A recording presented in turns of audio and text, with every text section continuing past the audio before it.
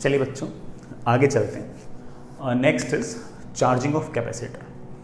वैसे chapter start करने से पहले मैं एक छोटी सी बात, चैप्टर क्या, इस पॉइंट को, इस टॉपिक को स्टार्ट करने से पहले मैं एक छोटी सी बात बोलना चाह रहा था। जैसे वैसे तो ऑफलाइन क्लासेस के अंदर क्या होता है कि ना, कभी कभी ऐसे पढ़ते पढ़ते अगर बच्चे बोर हो जाते हैं तो बच्चे खुद ही बोल देते हैं कि सर कोई स्टोरी वगैरह सुना दो। तो यहाँ पर तो कभी तुम बोल नहीं पाए, तुम बोल पाए होंगे तो मैं सुन नहीं पाया हूँगा, तो हमेशा पढ़ाते ही रहे और इसी कारण ऑफ कोर्स कोर्स भी और फास्ट ही चलता है।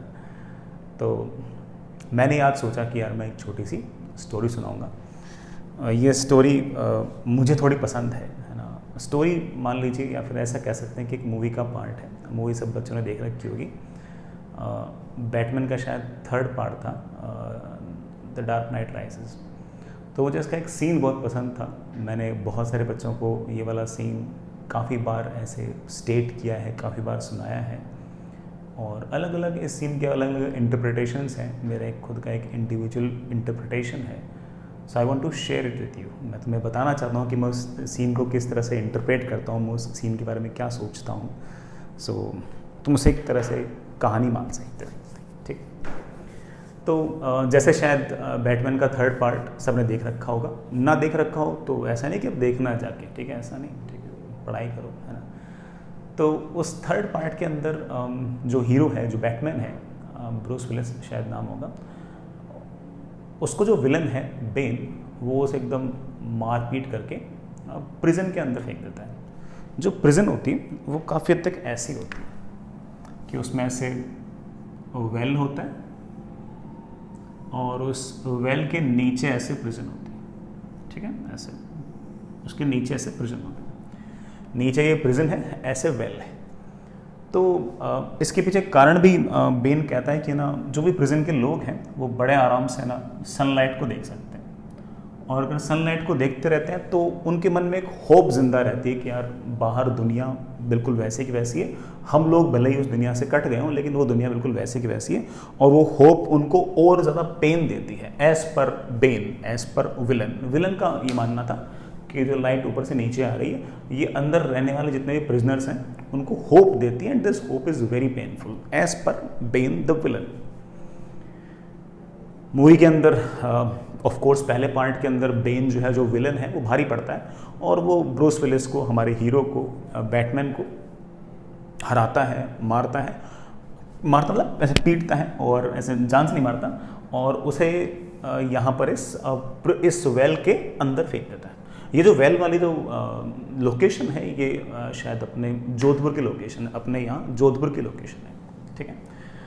एंड जो उसको मार पीट करके उस बेन को अंदर फेंक देता है और अंदर वो एक टीवी भी लगा देता है। टीवी इसलिए कि है ना, जो हमारा हीरो है, जो बैटमैन है, वो लगातार देखता रहे कि दुनिया के अंदर क्या चल रहा है and how the villain, the Ben is making the chaos. किस तरह से वो जो बेन है वो पूरी दुनिया में केओस मचा रहा है, वो वहाँ पर टीवी के अंदर दिखाता रहता है उसे।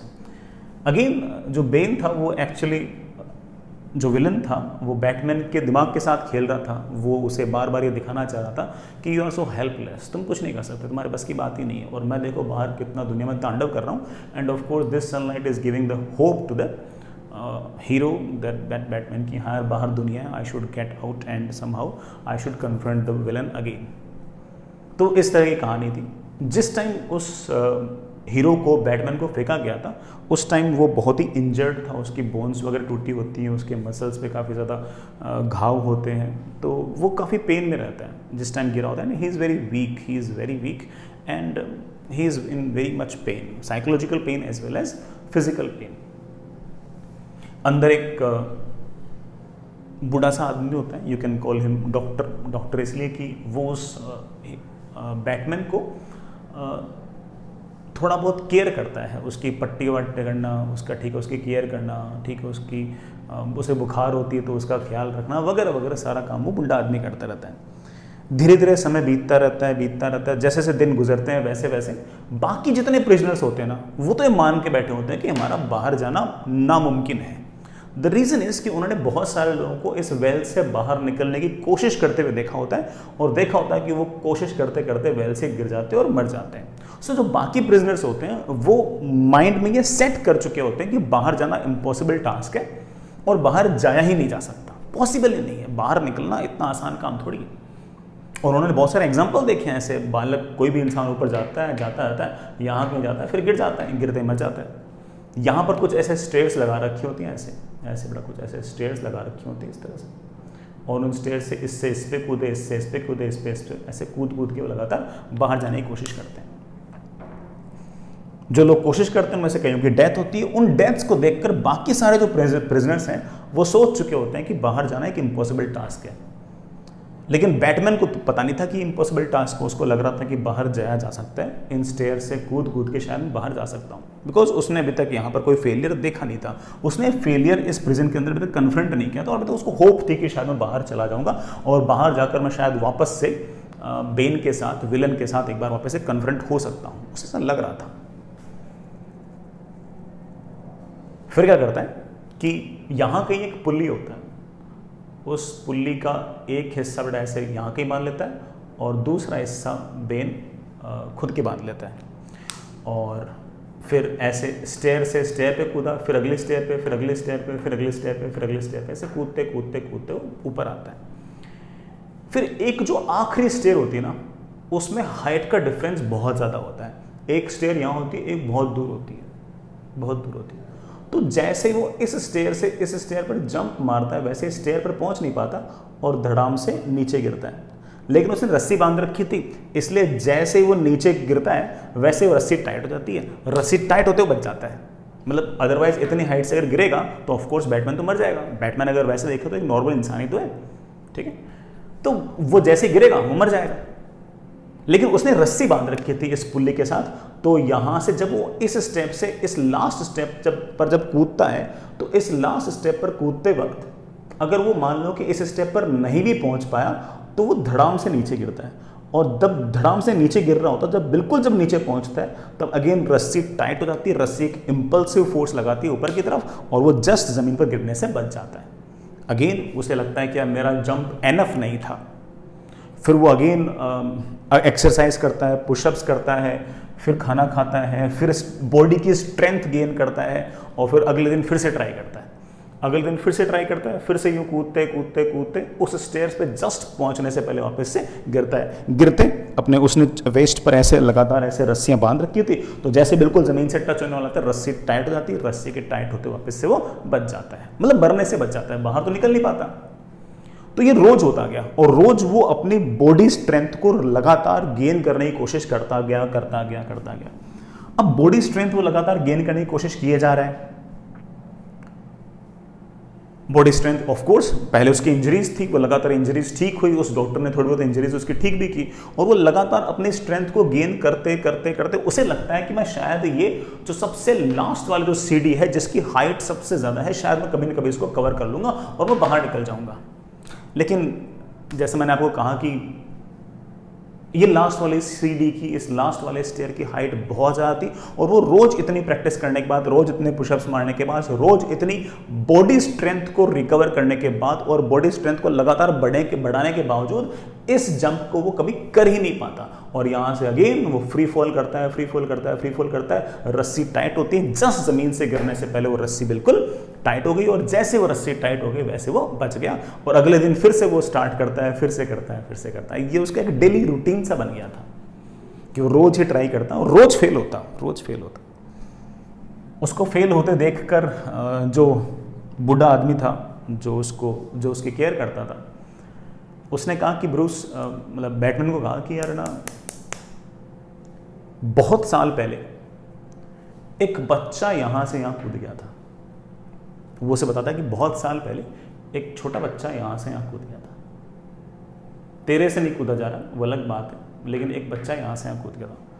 तो ब्रूस कहता है कि यार मैं नहीं कूद पा रहा, आई एम द बैटमैन, मैं बैटमैन नहीं कूद पा रहा, छोटा सा बच्चा जो मेरे से बॉडी स्ट्रेंथ कम रखता हो वो कैसे कूद सकता है, मैं ही नहीं कूद पा रहा, मैं बैटमैन नहीं कूद पा रहा, मैं इतना स्ट्रॉन्ग हूँ, रोज मैं अपनी बॉडी स्ट्रेंथ को लगातार बढ़ाने की कोशिश करता हूँ, उसके बावजूद अगर मैं नहीं कूद पा रहा तो छोटा बच्चा यहाँ से यहाँ कैसे कूद गया, इम्पॉसिबल है, झूठ बोल रहे हो। तो बूढ़ा आदमी उसको जवाब देता है कि वो छोटा बच्चा यहाँ से यहाँ इसलिए कूद गया था because he was not wearing the ropes. उसने रोप नहीं पहन रखी थी, उसने रोप नहीं पहन रखी थी, इसलिए वो बच्चा यहाँ से यहाँ कूद गया। Now let that sink in. सोचो इस बात को, बच्चे ने रोप नहीं पहन रखी थी और इस सीढ़ी से इस सीढ़ी पर कूद गया, और बैटमैन ने, ब्रूस ने रोप पहन रखी थी और वो यहां से यहां नहीं कूद पाया, बल्कि उसका जंप कम था और गिर गया। What can be the reason behind this? जो बच्चा था उसने रोप नहीं पहन रखी थी, तो उसके पास सिर्फ दो ही ऑप्शन थे कि या तो मर जाऊंगा क्योंकि रोप तो पहन नहीं रखी, इतनी हाइट से गिरूंगा तो ऑफ कोर्स मर ही जाऊंगा, या कूद जाऊंगा। ये जो लाइफ चॉइसेस है ना, कि या तो मर जाऊंगा या कर जाऊंगा, ये लाइफ चॉइसेस है ना, ये हमें एक एक्स्ट्रा स्ट्रेंथ देते हैं। भाई बॉडी की स्ट्रेंथ तो एक लिमिट तक ही जा सकती है, ये जो आपको एक्स्ट्रा पुश चाहिए ना, यहां से यहां तक कूदने का ये जो एक्स्ट्रा पुश चाहिए, ये बैटमैन की बॉडी से नहीं आएगा। बैटमैन की बॉडी स्ट्रेंथ से जितनी स्ट्रेंथ आनी थी वो आ गई, अब ये स्ट्रेंथ आएगी उसकी मेंटल एबिलिटी से, उसके साइकोलॉजिकल स्ट्रेंथ से, उसके अपने आप पर विश्वास से, या फिर सही कहें तो इस केस में डर से, कि अगर मैं गिर गया तो क्या होगा, मर जाऊंगा। मरने से बचने के लिए मुझे थोड़ा सा पुश और ज्यादा लगाना पड़ेगा। तो बैटमैन को ये बात समझ में आ गई, ब्रूस को ये बात समझ में आ गई कि अगर मुझे यहां से यहां अगर जंप करना है तो मुझे एक एक्स्ट्रा एफर्ट चाहिए, और ये extra effort of course body strength से ना आकर मेरी एक साइकोलॉजिकल स्ट्रेंथ से आएगा, मेरी मेंटल स्ट्रेंथ से आएगा, और शायद मेरे डर से भी आएगा कि अगर ये जंप नहीं हुआ तो मर जाऊंगा, अगर ये जंप नहीं हुआ तो मर ही जाऊंगा, और अगर ये जंप नहीं हुआ तो मर ही जाऊंगा, तो ये वाला जंप तो शानदार होना चाहिए, तगड़ा होना चाहिए। और ये जो फीलिंग है, ये फीलिंग उसे वो एक्स्ट्रा फ्यू इंचेस दे देगी। एंड अगेन वो ब्रूस जो है वो उस बूढ़े आदमी की बात मानता है और रस्सी छोड़कर सीढ़ी से सीढ़ी, सीढ़ी से सीढ़ी, सीढ़ी से सीढ़ी, यूं चलते चलते यहाँ तक कूदता है। लास्ट वाली सीढ़ी ही सबसे मुश्किल थी क्योंकि उसकी हाइट सबसे ज़्यादा थी। इस बार वो जंप मारता है। अब जब वो जंप मारता है, now he have only two options, either to get free or to get die. उसके पास सिर्फ दो ऑप्शन थे कि या तो मर जाएगा या फ्री हो जाएगा, या तो उसे सब कुछ मिल जाएगा जो वो कुछ सोच रहा है, जो इसने इतने दिनों से सोच रखा था कि मैं उस विलन की ऐसे कर दूंगा, ये कर दूंगा, वो कर दूंगा, वगैरह वगैरह, या तो उसने जो कुछ सोच रखा था सब मिल जाएगा, या वो निपट जाएगा, या वो निपट जाएगा। दो ऑप्शन थे। And again this kind of situations provide you extra impulse, and that impulse can give you the extra few inches, और वो बड़े आराम से इस सीढ़ी पर जंप करता है और बाहर निकल जाता है। बाहर निकलते ऑफ कोर्स अपने बाकी दोस्तों का भी ख्याल रखता है, उनके लिए अंदर एक दूसरी बड़ी रस्सी फेंक देता है, तो बाकी लोग भी साथ साथ ऊपर आ जाते हैं। But I hope you get the point, मैं क्या कहना चाह रहा हूँ यहाँ से। तो जो ब्रूस है वो बाहर सिर्फ और सिर्फ इसलिए निकल पाया कि उसने उस रस्सी का सहारा छोड़ा, क्योंकि अदरवाइज उसके दिमाग में आज तक ये ब्लॉकेज था कि कोई बात नहीं कूद पाया तो बच जाऊंगा, कल फिर से ट्राई कर लूंगा, कल फिर से ट्राई कर लूंगा, है कि नहीं। और अब अगर ये रहा कि नहीं, करो या मरो, करो या मरो मतलब समझे कि या तो करेंगे, है ना, या मरेंगे। जब इस तरह की स्थिति उसके पास आ गई तो उसे वो एक्स्ट्रा इंपल्स मिल गया। तो यही लाइफ में मोर और लेस कभी न कभी सिचुएशन हमारे साथ भी होती है, हमारे साथ भी होती है। हम में से ही बहुत सारे बच्चे टारगेट्स बनाते हैं लाइफ के अंदर, और वो अपने टारगेट्स को लेकर बहुत ही स्पेसिफिक होते हैं, लेकिन 90% बच्चे जो है ना अपने टारगेट्स को लेकर स्पेसिफिक नहीं होते हैं। जैसे मैं तुम में से ही है ना बहुत सारे बच्चों के लिए एक बात बोलता हूँ, थोड़ी बुरी लगेगी बट सुनो। जब 11वीं क्लास के अंदर मैथमेटिक्स ली थी तो ये सोच के ली थी कि मैं ना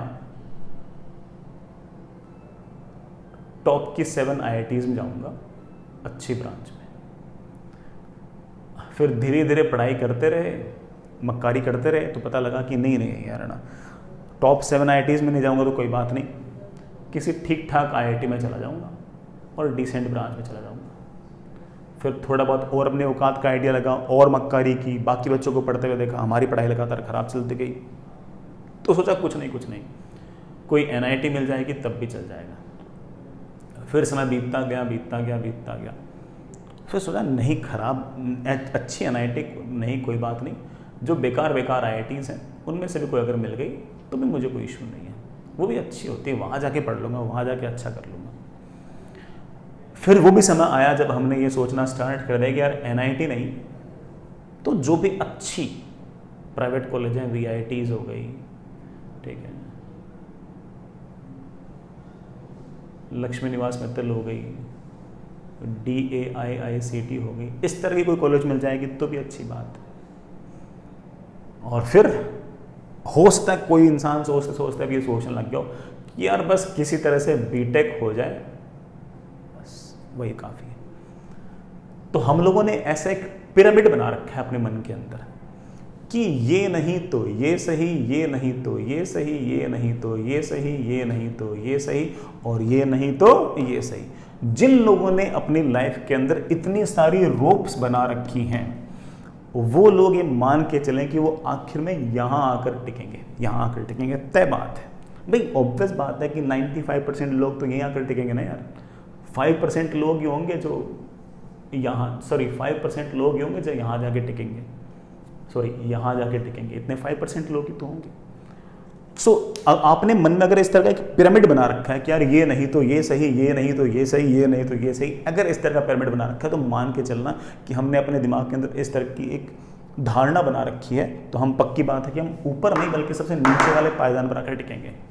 तो पहले तो दिमाग में से अगर आपको सीरियसली कुछ करना है तो इस तरह की मेंटलिटी से बाहर निकलें, ये सोचें कि यार मुझे तो सिर्फ और सिर्फ यही चाहिए, ऊपर कहीं चाहिए, नीचे वाला नहीं चाहिए। जब इस तरह की बातें हम हमारे मन में सोचना स्टार्ट करेंगे तो ऑफ कोर्स हम अपने बारे में भी, अपने से उम्मीदें भी बढ़ेंगी, अपने से उम्मीदें बढ़ेंगी तो ऑफ कोर्स अपने से मेहनत बढ़ेगी। और जब मैं इस तरह की भावना रखूंगा ना कि या तो पढ़ूंगा या फिर खेती कर लूंगा, या तो पढ़ूंगा IIT जाऊंगा वरना तो मैं खेती कर लूंगा, या तो पढ़ूंगा या तो फिर पापा की दुकान में बैठ जाऊंगा, जब भी इस तरह की फीलिंग आ जाएगी तो उस केस में हम सोचेंगे यार खेती से अच्छा पढ़ ही लूँ, पापा की दुकान में बैठने से अच्छा पढ़ ही लूँ। तो उस केस में हमें वो एक्स्ट्रा इम्पल्स मिलेगा, उस केस में हमें वो एक्स्ट्रा पुश मिलेगा, उस केस में हमें वो एक्स्ट्रा एक पावर मिलेगी। और वो extra power is of course necessary to increase our aptitude, our IQ, even our efficiency. So I hope you get the point what I want to say. सो तुम में से अगर किसी बच्चे ने अगर इस तरह का एक मेंटल ब्लॉकेज हो उसके दिमाग में, तो ज़रूर इस बात को फिर से सोचें कि हमें आगे बढ़ने के लिए हमारे थोड़े से जो टारगेट्स हैं वो बहुत ही क्लियर होने चाहिए, और हमें सोचना चाहिए कि या तो ये या कुछ नहीं। इस तरह की मेंटलिटी होनी चाहिए। हाँ, जब चीज़ें मिल जाए उसके बाद कुछ भी सोच सकते हो, अरे यार इसका IIT मिल गई तो अच्छी बात है। अगर IIT नहीं मिली और NIT मिल गई तो थोड़ी कि NIT छोड़ के बोलेंगे नहीं, उस दिन मैंने बात की थी सर से कि NIT तो छोड़ देंगे, खेती करेंगे। अरे जिस दिन NIT मिल जाएगी उस दिन NIT भी ले लेंगे। लेकिन आज थोड़ी सोच के चलेंगे ये वाली बात कि अच्छा NIT मिल गई तो NIT ले लेंगे, IIT मिले तो IIT ले लेंगे, है ना, लवली प्रोफेशनल यूनिवर्सिटी मिलेगी तो लवली प्रोफेशनल यूनिवर्सिटी ले लेंगे। ये थोड़ी सोचते हैं, सोचेंगे तो एक यार लेंगे तो सिर्फ और सिर्फ IIT लेंगे और कुछ नहीं लेंगे। ठीक है, तो ये मुझे ऐसी छोटी सी बात बोलनी थी। आई होप मैंने बोर नहीं किया होगा। ठीक है, चलिए बच्चों आगे चलते हैं। Next is charging of capacitor. आप भी सोच रहे होंगे कि सर चार्जिंग ऑफ कैपेसिटर तो आपने पढ़ा रखा है। नहीं बच्चों, मैंने सिर्फ और सिर्फ चार्जिंग ऑफ कैपेसिटर आप लोगों को T = 0 जस्ट स्विच ऑन करने के बाद या फिर स्टडी स्टेट पे, मतलब टाइम टेंडिंग टुवर्ड इन्फिनिटी पर ही बता रखा है। बीच वाले किसी टाइम पर किस तरह से चार्जेस, करंट वगैरह वेरी करेंगे, उनको भी हमें ढंग से देखना पड़ेगा। तो चलिए देखते हैं। मैं एक सिचुएशन ले रहा हूँ and situation is like this. हमारे पास एक बैटरी जिसका EMF E, ये एक रेजिस्टेंस R, ये स्विच, ये कोई ना कोई कैपेसिटर। ऐसा कैपेसिटर जिसका कैपेसिटेंस C है, जिसका कैपेसिटेंस C, और रजिस्टर का रेजिस्टेंस आपके पास R है। शुरुआत में आपका कैपेसिटर जो है वो अनचार्ज्ड है, इनिशियली अनचार्ज्ड। अगर चार्ज्ड भी हुआ तब भी हम सारे काम कर सकते हैं बच्चों, ठीक है। ये कहानी है t इज इक्वल्स टू 0 की, ठीक है। फिर मैंने क्या किया कि t इज इक्वल्स टू 0 पर इस स्विच को ऑन कर दिया।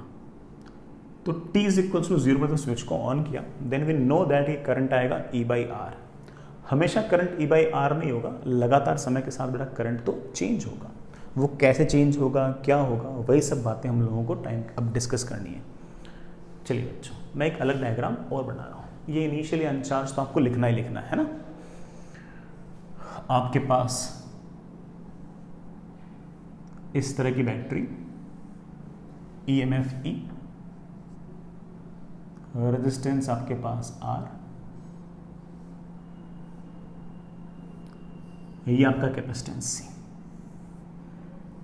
किसी टाइम t पर हम ऐसा मान लेते हैं कि करंट है I, रेजिस्टेंस है R, इस करंट के कारण यहां पर चार्ज Q, इस करंट के कारण यहां पर चार्ज माइनस Q।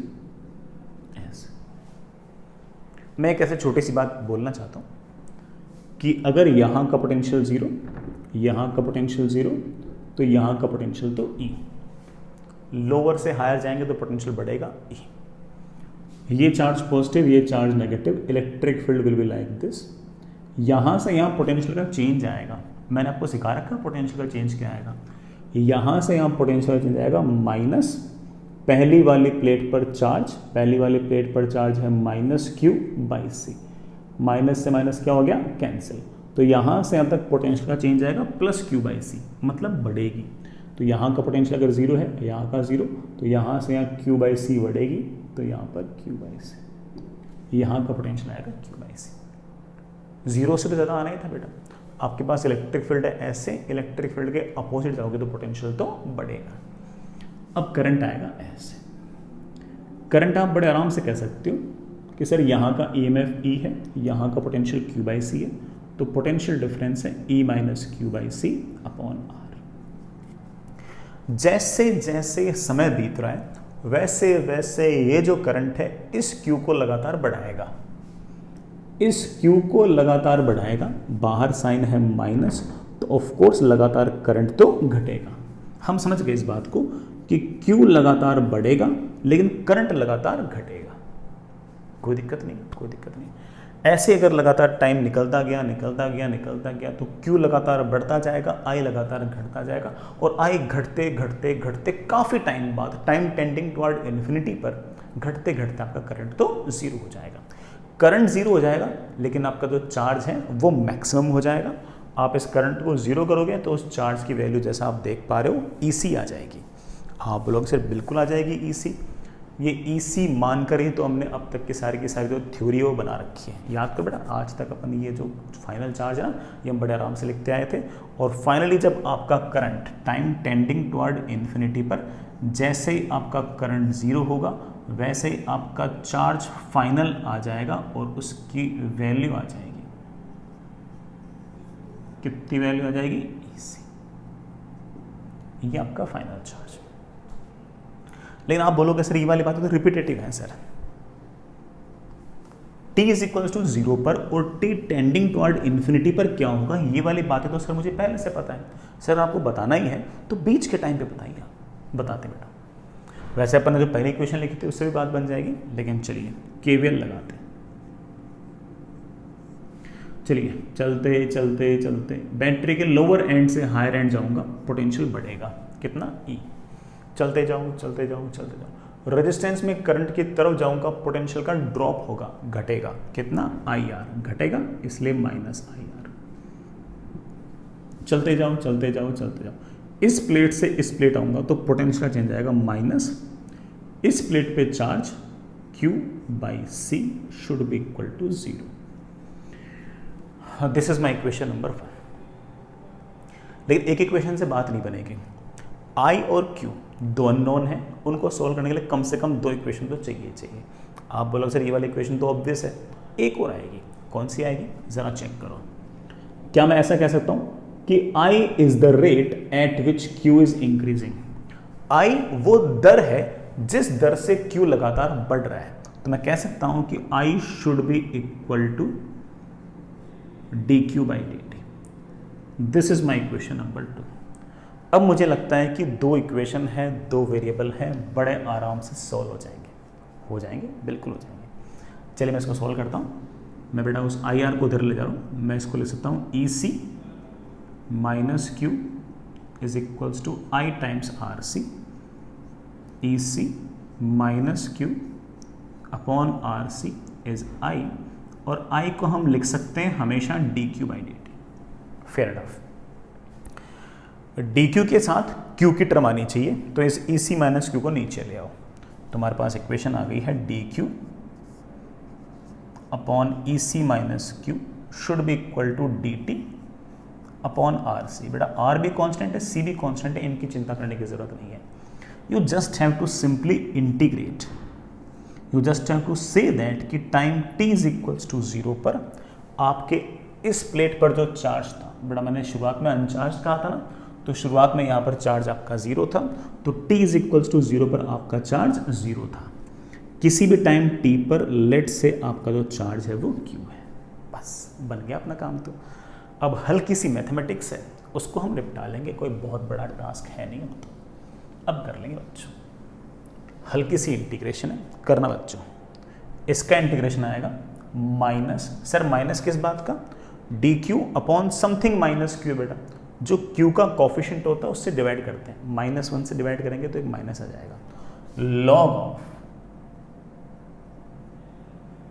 ई सी माइनस क्यू, कहाँ से कहाँ तक, 0 से q should be equal to, बेटा ये 1 अपॉन आर से तो कॉन्स्टेंट है, डी टी का इंटीग्रेशन आएगा t, कहाँ से कहाँ तक, 0 से t अपॉन आर से। ठीक है बच्चों, चाहो तो माइनस को इधर ले जाओ, कोई दिक्कत नहीं है। बेटा q को q रखना, तो मेरे पास आ गया ln E C minus Q minus, अब q को 0 रखना, ln E C should be equal to minus, t को t रखा, बेटा t को 0 रखा, तो t अपॉन आर सी। और हमारे पास आ गया log of E C minus Q upon E C should be equal to minus T upon R C.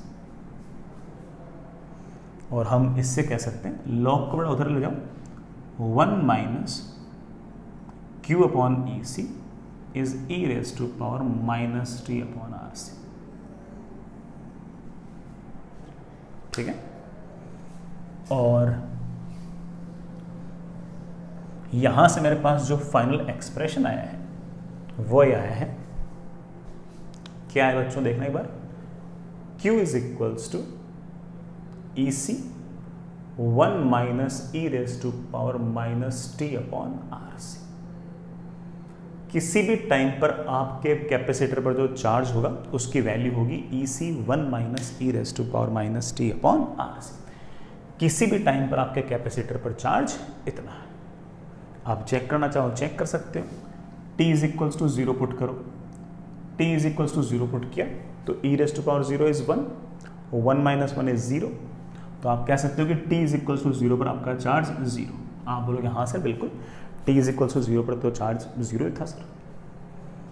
किसी भी टाइम t पर अगर आपको चार्ज पता है तो टाइम टेंडिंग टुवर्ड इन्फिनिटी पर पता होगा। आप बोलोगे सर बिल्कुल, time t tending toward infinity रखा E C 1 minus E raise to power minus infinity, it can be written as E C 1 minus E raise to power infinity. बेटा e is I think 2.7 को infinite times multiply करोगे तो infinite ही आएगा, 1 upon infinite क्या हो गया 0, और मेरे ख्याल से आपका चार्ज आ गया ई सी। तो चार्ज बढ़ते बढ़ते बढ़ते आपका बड़ा फाइनली कितना हो जाएगा ई सी। ये वाले रिजल्ट तो हम लोगों को पहले से याद थे कि t इज इक्वल टू 0 पर कैपेसिटर पर चार्ज 0 होगा, और टाइम टेंडिंग टुवर्ड इन्फिनिटी पर स्टेडी स्टेट पर आपका जो चार्ज है वो बढ़ते बढ़ते आपका EC हो जाएगा। इसको कई बच्चे ऐसे भी याद करते हैं कि it is EC 1 minus E raise to power minus T upon tau. ये टाउ बेटा मैंने इसलिए लिख दिया क्योंकि ये जो RC है इसकी यूनिट भी सेकेंड ही आएगी। भाई E के ऊपर ये कोई ना कोई नंबर होना चाहिए, नंबर होना चाहिए, मेरे कहने का मतलब कि यूनिटलेस होना चाहिए। अगर ये यूनिटलेस होना चाहिए तो पक्की बात है कि अगर ये सेकंड में है तो ये r इंटू सी भी किस में होना चाहिए, सेकंड में। तो सेकंड से सेकंड कैंसिल हो जाएगा, सिर्फ नंबर बच जाएगा। आप चाहो तो निकाल भी सकते हो, r की डायमेंशन लिखा रखी है आपको, c की डायमेंशन लिखा रखी है, मल्टीप्लाई करके चेक कर लो, सिर्फ t बचेगा आपका। ठीक है, तो इस RC को मैंने रिप्रेजेंट कर दिया है टाउ से और इसका एक नाम निकाल दिया बच्चों, that is time constant, that is time constant. तो कई बच्चे इस तरह से भी याद रख लेते हैं कि sir it is something like EC1 minus E raise to power minus T upon tau. तो किसी भी टाइम पर कैपेसिटर पर कितना चार्ज रहेगा उसका ये एक तरह से स्टैंडर्ड फॉर्मूला सही है, आप चाहो तो इसे याद भी रख सकते हो। हालांकि समझना ज़्यादा इंपॉर्टेंट था, बाकी बातें तो ठीक है, सब चलती हो ही जाती हैं। ये किस तरह से टाइम के साथ वेरी कर रहे हैं इसका एक छोटा सा ग्राफ भी बना सकते हैं, charge versus time. t is equals to 0 पर चार्ज 0 है और लगातार बढ़ रहा है। ग्राफ बनना चाहिए 1 minus E raise to power minus x जैसा। बहुत सारे बच्चों का आइडिया होगा ग्राफ कैसा है, नहीं आइडिया हो कोई दिक्कत नहीं, मैं इसे बना देता हूँ। ऐसा ग्राफ और टाइम टेंडिंग टुवर्ड इन्फिनिटी जब होगा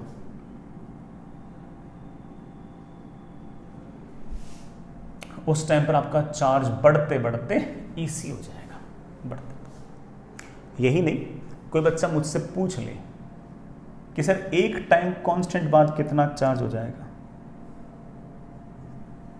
एक टाइम कांस्टेंट बाद कितना चार्ज हो जाएगा। तो मैं एक काम करूंगा, इस t को टाउ रखूंगा और t को टाउ रखते मेरे पास जाएगा EC 1 minus E raise to power minus T upon tau.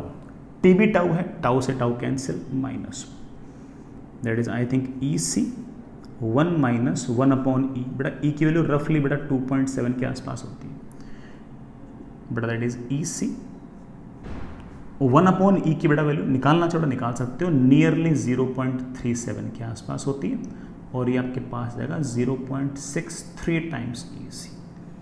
इसका मतलब एक टाइम कांस्टेंट के अंदर आपके कैपेसिटर पर जो चार्ज है ना वो मैक्सिमम का 63% आ जाएगा। 63% चार्ज तो सिर्फ और सिर्फ पहले टाइम कांस्टेंट में हो जाएगा, बाकी 37% चार्ज होने में इनफाइनाइट टाइम ले रहा है और पहले 63% चार्ज होने में सिर्फ और सिर्फ एक टाइम कांस्टेंट ले रहा है। I hope it will work. ऐसे हम बेटा 2 टाइम कांस्टेंट बाद 3 टाइम कांस्टेंट बाद हम बड़े आराम से कह सकते हैं कि कितना कितना चार्ज आएगा। वैसे मैं एक बात और बोलूँगा कि आप अगर रफली नियरली बोल रहा हूं बेटा 5 टाइम कांस्टेंट के आसपास जब पहुंचेंगे ना,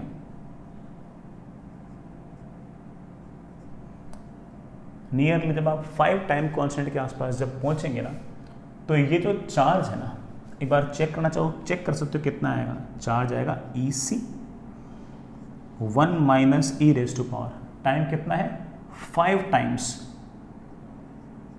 time constant upon tau, tau से tau cancel, that is EC 1 minus 1 upon E raise to power 5। ठीक है ना, ई रेज टू पावर 5 मतलब 2.7 2.7 2.7 2.7 कितनी बार मल्टीप्लाई कर रहे हो, कितने टाइम्स मल्टीप्लाई कर रहे हो, 5 टाइम्स मल्टीप्लाई कर रहे हो। मैं भी बड़ा एक बार करके दिखा दूँ कितना आता है। हालांकि हम जानते हैं कि ये लगभग आपको बड़ा EC आ जाएगी फाइनल वैल्यू, बट स्टिल मैं करके देख लेता हूँ।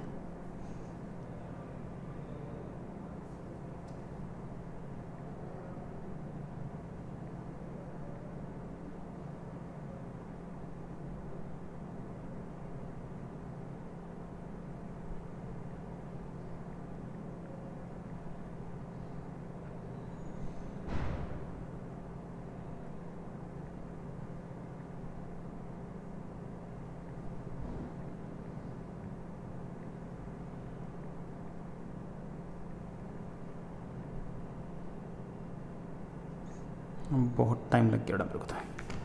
दैट इज EC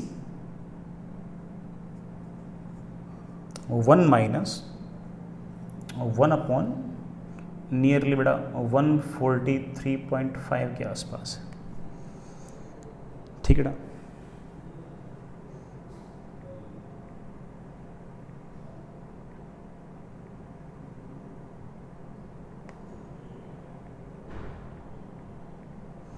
इसकी बेटा वैल्यू आएगी लगभग 0.993 टाइम्स EC। थोड़े अप्रोक्सीमेशंस बेटा हो सकते हैं, ठीक है। तो मैं मतलब ये वैल्यूज याद नहीं करनी, मैं तो ऐसे बता रहा हूँ कि नियरली जैसे 4-5 टाइम कॉन्स्टेंट होंगे ना, नियरली 4-5 टाइम कॉन्स्टेंट्स के बाद आपका जो चार्ज है वो लगभग EC हो जाएगा। भाई ये वाली वैल्यू बेटा नियरली 1 हो ही गई यार, अदरवाइज एग्जैक्टली EC तो कब होगा, कभी नहीं। या फिर ऐसे बोल दो टाइम टेंडिंग टुवर्ड इन्फिनिटी पे। अदरवाइज आप कह सकते हो कि लगभग 4-5 टाइम कांस्टेंट के बाद आपका जो चार्ज है it will be tending toward EC। देख लो बेटा 99% से भी ज्यादा चार्ज हो गया है। तो ये जो नियरली 4 या 5 टाइम कांस्टेंट्स हैं, इसके बाद का जो समय है या फिर इस इंस्टेंट को हम एक तरह से ट्रांजिएंट स्टेट कह रहे हैं। ट्रांजिएंट स्टेट का अर्थ ये हो गया कि जिसके बाद आपके चार्ज में बहुत ज़्यादा वेरिएशन नहीं है, इसके बाद आपका चार्ज मोर और लेस कांस्टेंट सा ही है, मोर और लेस कांस्टेंट सा ही। ठीक है बच्चों, तो आप कह सकते, अब कोई मुझसे पूछ ले कि सर कैपेसिटर फुल्ली चार्ज कब होगा, तो मैं बोलूँगा कि बेटा थ्योरेटिकली तो टाइम टेंडिंग टुवर्ड इन्फिनिट पे होगा, लेकिन प्रैक्टिकली लगभग 5 टाइम कांस्टेंट के बाद आपका कैपेसिटर मोर और लेस फुल्ली चार्ज ही है, प्रैक्टिकली अगर बात करें तो।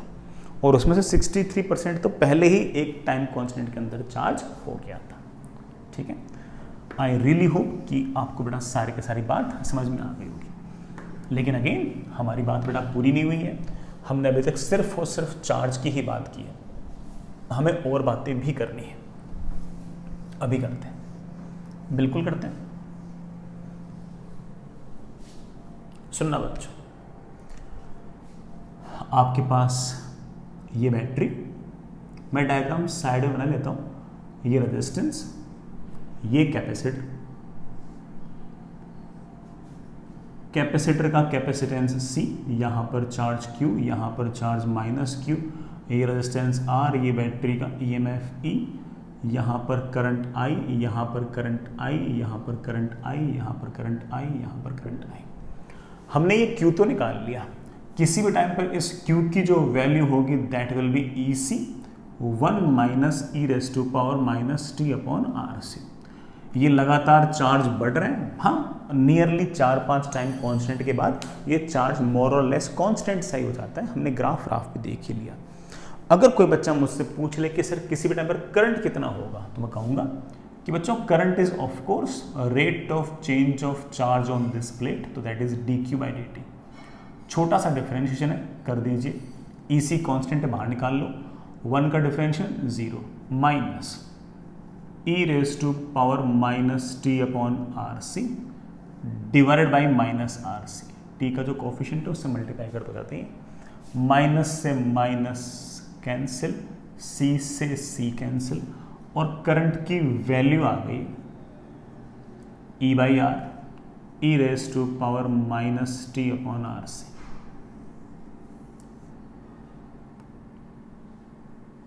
ये लीजिए, करंट जो है आपके पास ये आ गया, और नोटिस कीजिए करंट लगातार एक्सपोनेंशियली डिक्रीज कर रहा है। करना भी चाहिए, क्योंकि टाइम टेंडिंग टुवर्ड इन्फिनिटी पर तो आपका करंट घटते घटते 0 हो गया था। तो आप कह सकते हो कि सर मैं इस करंट को ऐसे भी लिख सकता हूँ, current is E/R into e⁻t/τ, ऐसे करंट। तो करंट लगातार एक्सपोनेंशियली डिक्रीज हो रहा है बेटा, करंट लगातार एक्सपोनेंशियली डिक्रीज हो रहा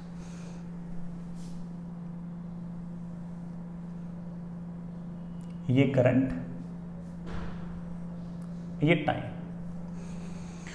हाँ अच्छा, time t is equals to 0 पर आपका जो करंट था वो E/R था, जिसे मैं एक बार के लिए चलो I0 लिख दूं।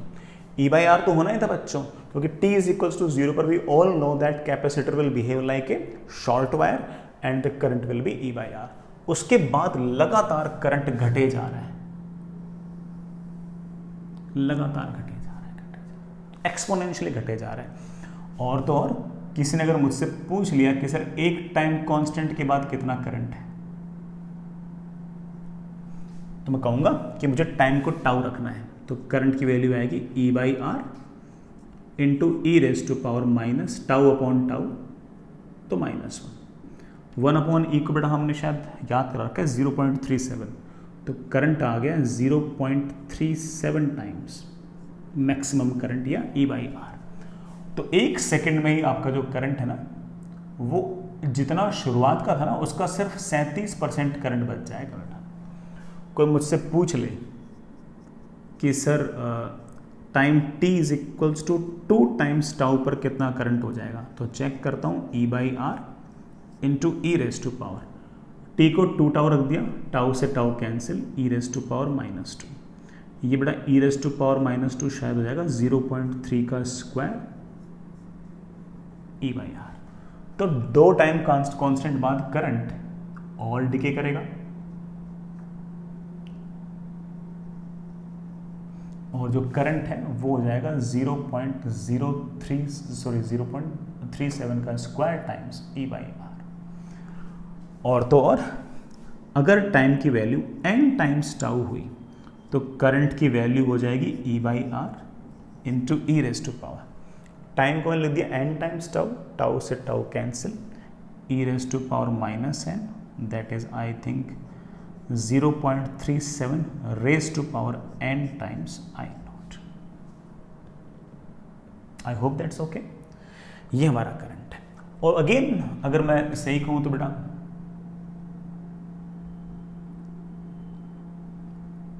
जैसे ही आप नियरली 5 टाइम्स टाउ पे आओगे ना, तो आपका ये जो करंट है ना, it will be tending toward 0। हालांकि बेटा मेरे ख्याल से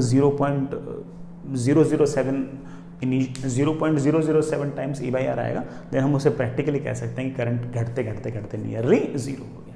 तो नियरली 5 टाइम्स टाउ जो है ना, वो एक तरह से आपकी ट्रांजिएंट स्टेट हो गई है, और उसके बाद हम मान सकते हैं करंट जो है बहुत ही कम है, और उसके बाद हम कह सकते हैं current is actually tending toward 0। वैसे अगर आप मुझसे थ्योरेटिकली पूछोगे कि सर करंट कब 0 होगा, तो मेरा जवाब होगा बेटा करंट 0 होगा टाइम टेंडिंग टुवर्ड इन्फिनिटी पे।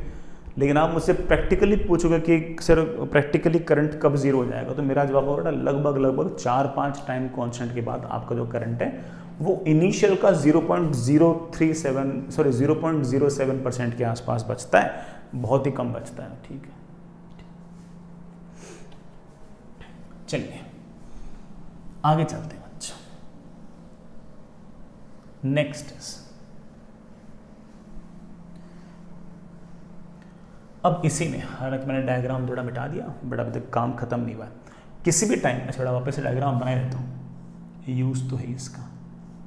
बैटरी का EMF E, रेजिस्टेंस R,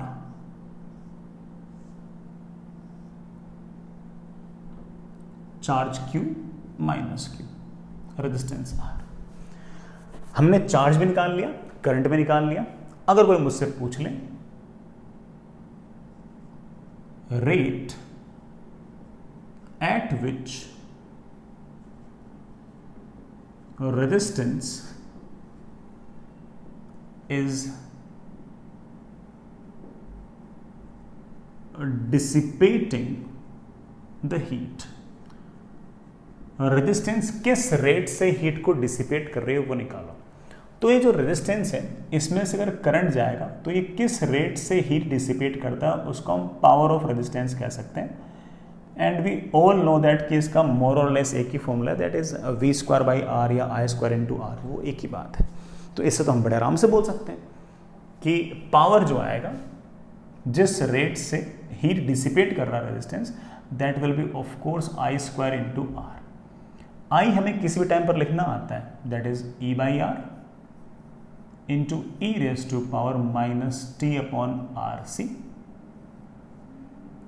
का स्क्वायर टाइम्स R। तो this is your answer, that is E² upon R e⁻⁻2t/RC। या फिर ऐसे पसंद ना हो, ऐसे लिख सकते हो कि power is equals to E² R into e⁻⁻2t/τ। ठीक है। कोई अगर मुझसे पूछ ले कि सर पावर का टाइम के साथ कैसा ग्राफ आएगा, तो मैं कह सकता हूं कि रेजिस्टेंस का जो पावर है वो शुरुआत में सबसे ज़्यादा था, t इज इक्वल्स टू 0 पर शायद ये पावर e²/r था, और उसके बाद ये लगातार घटता गया, वो भी कैसे, एक्सपोनेंशियली, और रैपिडली घटा है। तो कोई मुझसे पूछ ले कि सर एक टाइम कांस्टेंट बाद पावर कितना बच जाएगा, मैं कहूँगा एक टाइम कांस्टेंट बाद पावर बच जाएगा बेटा, टी को एक बार टाउ रखना, तो आप बोलोगे sir t is equals to tau पर पावर की वैल्यू हो जाएगी e²/r इंटू ई की पावर, टी को टाउ रखा, टाउ से टाउ कैंसिल, ई की पावर -2, या फिर 0.37 का स्क्वायर टाइम्स e²/r। तो एक टाइम कांस्टेंट बाद जो पावर है वो 0.37 का स्क्वायर होगी बेटा, करंट हुआ है 0.37 के टाइम्स, तो पावर तो I² है, तो वो 0.37 का भी स्क्वायर, तो पावर घट रही है और वो तो और रैपिडली घट रही है, 0.37 का स्क्वायर टाइम्स e²/r। ये हमारा रेजिस्टेंस का जो पावर है वो इस तरह से लगातार डिके कर रहा है। कोई मुझसे पूछ ले कि सर रेजिस्टेंस ने कितनी हीट लॉस्ट की, हीट लॉस्ट बाय रेजिस्टेंस, सुनना बच्चा, तो मैं ये कहूँगा कि बेटा मैंने आपको सिखा रखा है वाली बात कि अगर पावर कांस्टेंट हो ना तो आप बोल सकते हो कि रेजिस्टेंस का पावर मल्टीप्लाई बाय टाइम, लेकिन आप बोलोगे सर पावर तो कांस्टेंट नहीं है, बेटा पावर कांस्टेंट नहीं है तो छोटे से dt टाइम के अंदर कितनी हीट लॉस्ट हुई है वो निकाल ले, और हर dt टाइम के अंदर कितनी हीट लॉस हुई है उन सबको निकाल कर जोड़ ले। जोड़ना मतलब इंटीग्रेशन, कहाँ से कहाँ तक, शुरू से लेकर तब तक जब तक करंट है। करंट कब तक है, वैसे तो पहले 4-5 टाइम कांस्टेंट है, लेकिन थ्योरेटिकल तो इन्फाइनाइट टाइम तक है, तो इन्फाइनाइट लिख दो। पावर की वैल्यू रखना बच्चों, किसी भी टाइम पर पावर की वैल्यू है e²/r तो बाहर, इंटू ई की power -2t upon RC into dt। कहाँ से कहाँ तक इंटीग्रेशन, 0 से infinity. I don't think it is going to be very tough, it's answer should be like this, e²/r divided by जो t का कोफिशिएंट है उससे डिवाइड करो, t का कोफिशिएंट है -2 अपॉन RC, इंटीग्रेशन आएगा e की पावर -2t अपॉन RC। बच्चों इतना इंटीग्रेशन तो आना ही चाहिए, कहाँ से कहाँ तक, 0 से इन्फिनिटी, r से r cancel, that is e²c upon -2, t को इन्फाइनाइट रखना, e⁻∞ तो 0 माइनस e⁻, बेटा t को 0 रखना, e⁻0 इज 1। आई होप समझ गए होंगे, t को इन्फाइनाइट रखा तो e⁻∞ 0 माइनस e⁻0 इज 1 से सॉरी माइनस से minus cancel, and this comes out to be half CE²। ये हमारा आ गया हीट लॉस्ट। तो अगर कोई मुझसे पूछ ले कि सर हीट लॉस्ट क्या होगी, हम बोल सकते हैं हाफ CE²। जिन बच्चों की मैथमेटिक्स थोड़ी सी भी ठीक होगी ना, वो एक बात और बोल सकते हैं कि सर पावर और टाइम का इंटीग्रेशन और पावर और टाइम का जो ग्राफ है उसका एरिया अंडर द कर्व एक ही बात है। तो कोई बच्चा ये भी कह सकता है कि सर ये वाला जो एरिया है ना, इसकी वैल्यू भी हाफ CE² ही आएगी। मैंने बड़ा इसमें ई पहले लिख दिया, ठीक है, गलती से, ठीक। ये एरिया निकाल लो या हीट निकाल लो, एक ही बात है। पावर वर्सेस टाइम का जो एरिया है, मतलब रेजिस्टेंस का पावर वर्सेस टाइम जो एरिया है, वो रेजिस्टेंस के हीट लॉस्ट के बराबर आएगी। आनी भी चाहिए, मैथमेटिक्स तो ये बोलती है बेटा बात को। I hope it's okay, I hope it's okay. आगे चलिए बच्चा, अपन ने बढ़िया मचा दी। यही नहीं, मैं अगर आपसे पूछ लूँ ना कि बेटा जरा बताना कि 0 से लेकर टाउ सेकंड तक, 0 से लेकर पहले टाइम कांस्टेंट तक कितनी हीट लॉस होगी, तो मेरे बच्चे बोलेंगे सर कर लेंगे, सिर्फ और सिर्फ लिमिट तो चेंज करनी है, 0 से इन्फिनिटी या 0 से टाउ लिखना है। अगर मैं पूछ लूँ बेटा 0 से लेकर 2 टाइम्स टाउ तक कितनी हीट लॉस होगी, तो आप बोले सर हो जाएगा, कोई दिक्कत ही नहीं है, सिर्फ लिमिट चेंज करनी है 0 से लेकर 2 टाउ तक। मैं आपसे पूछ लूँ कि बेटा 5 सेकंड से लेकर 10 सेकंड तक कितनी हीट लॉस हुई है, आप बोलोगे सर सब कुछ सिखा तो रखा आपने, मुझे तो सिर्फ वो सिर्फ लिमिट चेंज करनी है, मैं कर लूँगा। मैं भरोसा रख रहा हूँ कि तुम लोग कर लोगे। ठीक है, मैं यहाँ पर आपको एक छोटा सा जादू और दिखाना चाहता हूँ यहाँ पर, और वो ये है कि हो सकता है कि कोई मेरा बच्चा घर बैठे बैठे ये सोच रहा हो कि सर ये जो आपने हीट लॉस निकाली रेजिस्टेंस की, बहुत ही बढ़िया निकाली, मेरे को समझ में भी आ गई, और इतना टफ काम था भी नहीं सर ये, है ना। लेकिन सर आप आज तक तो ये हीट लॉस किसी और तरीके से निकालते आए थे। आप आज तक तो ये बोलते थे कि भाई बैटरी ने जो वर्क डन किया है ये 2 जगह जाएगा, इस कैपेसिटर की कितनी पोटेंशियल एनर्जी चेंज हुई है और बाकी बची हुई लॉस्ट। सर ऐसे करते थे आप? हाँ बेटा बिल्कुल ऐसे करता था। सर इससे तो आंसर आना चाहिए, बिल्कुल आएगा। बैटरी ने कितना वर्डन किया है, बैटरी का ईएमएफ है ई, और इस कैपेसिटर के पास शुरुआत में चार्ज 0 था और बाद में फाइनली चार्ज हो गया ईसी। इसका मतलब बैटरी की हायर पोलरिटी ने चार्ज प्रोवाइड कराया है। कितना चार्ज प्रोवाइड कराया है? E C. Work done by battery का फॉर्मूला बच्चों याद है ना, EMF multiplied by positive end से कितना करंट निकला है, that should be equal to change in potential energy of capacitor, final minus initial. Final है हाफ सी पोटेंशियल डिफरेंस का स्क्वायर। बट अब बाद में आप जानते हो पोटेंशियल डिफरेंस यहाँ से तक ई हो जाता है, याद है ना। यहाँ पोटेंशियल 0, यहाँ पोटेंशियल 0, यहाँ ई। रेजिस्टेंस में करंट है नहीं फाइनली, तो यहाँ का ई तो यहाँ का भी ई, पोटेंशियल डिफरेंस है। चाहो तो क्यू स्क्वायर बाय 2c लिख दो, और कैपेसिटर के पास फाइनली क्यू कितना होगा? ईसी। तो ईसी का स्क्वायर अपॉन 2c, वापस से हाफ सी ई स्क्वायर ही आएगा, प्लस बाकी बचा वो लॉस्ट। और लॉस्ट हम बड़े आराम से ऐसे एक लाइन में हाफ सी ई स्क्वायर निकाल सकते हैं, कोई दिक्कत नहीं है अपन को। आई hope you get the point, कोई दिक्कत नहीं बेटा, हम बड़े आराम से कर सकते हैं। सर फिर आपने इंटीग्रेशन से क्यों किया? ये दिखाने के लिए कि चाहे हम लॉजिक से निकालें चाहे मैथमेटिक्स से निकालें, दोनों ही बातें एक ही है, अलग अलग नहीं है। ठीक है। हाँ, अगेन एक छोटी सी बात और, ये अक्सर नहीं पूछते सवालों के अंदर, मैं पूछ रहा हूँ। कोई अच्छी बुक होगी बेटा उसके अंदर ज़रूर पूछी रहती हैं सब बातें। एक लास्ट बात और पूछ रहा हूँ इस सवाल की, इस सिचुएशन की। वो बात ऐसे है,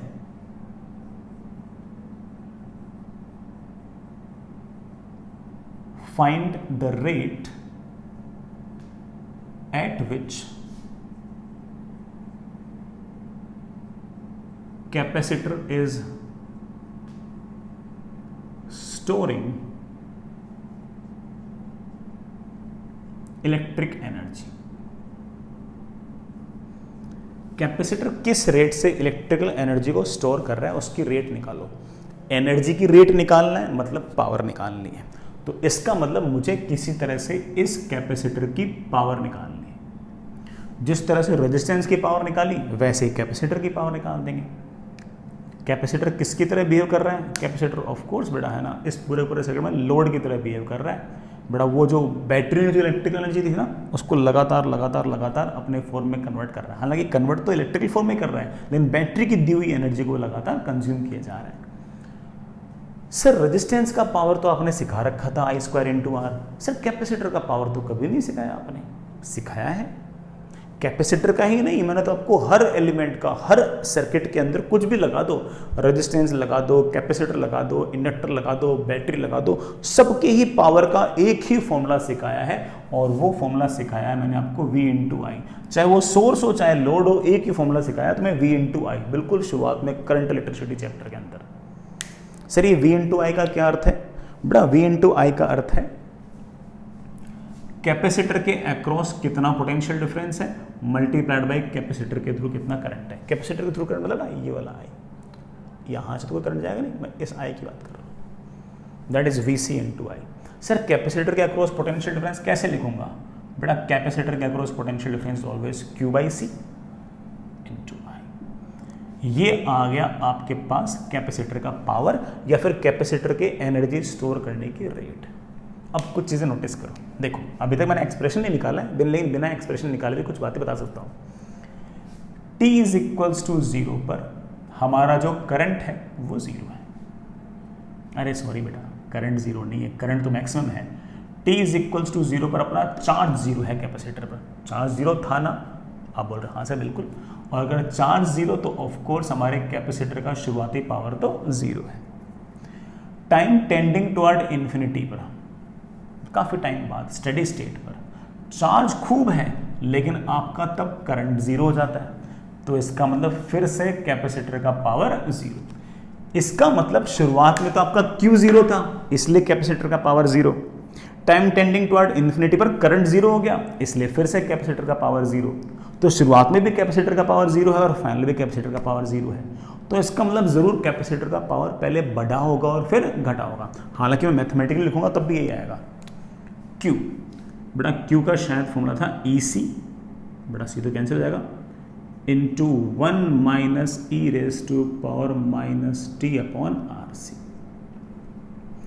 आई कितना बेटा, आई मेरे ख्याल से E by R into e raise to power minus T upon RC, that is I think E square upon R into e raise to power minus T upon RC minus e raise to power minus 2t upon RC।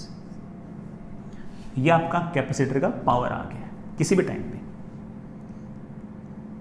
ये पसंद नहीं है, इसको ऐसे लिख लो बच्चों, E square by R into e raise to power minus T upon tau minus e raise to power minus 2t upon tau. ऐसे आप कर लो जैसे पसंद है बेटा वैसे। चाहो तो इस एक्सप्रेशन में t इक्वल टू 0 रख के देख लो, t इक्वल टू 0 रखा, 0 रखा, e raised to power 0 1, e raised to power 0 1, 1 minus 1 क्या आएगा 0, तो t इज इक्वल टू 0 पर आपके कैपेसिटर का पावर 0 है। टाइम टेंडिंग टुवर्ड इन्फिनिटी रख के देख लो, e raised to power minus infinity 0, e raised to power minus infinity 0, 0 minus 0 0, तो t इक्वल टू 0 पर भी आपका कैपेसिटर का पावर 0 है और t टेंडिंग टुवर्ड इन्फिनिटी पर भी आपके कैपेसिटर का पावर 0 है कि नहीं बच्चों। आगे चलिए, next is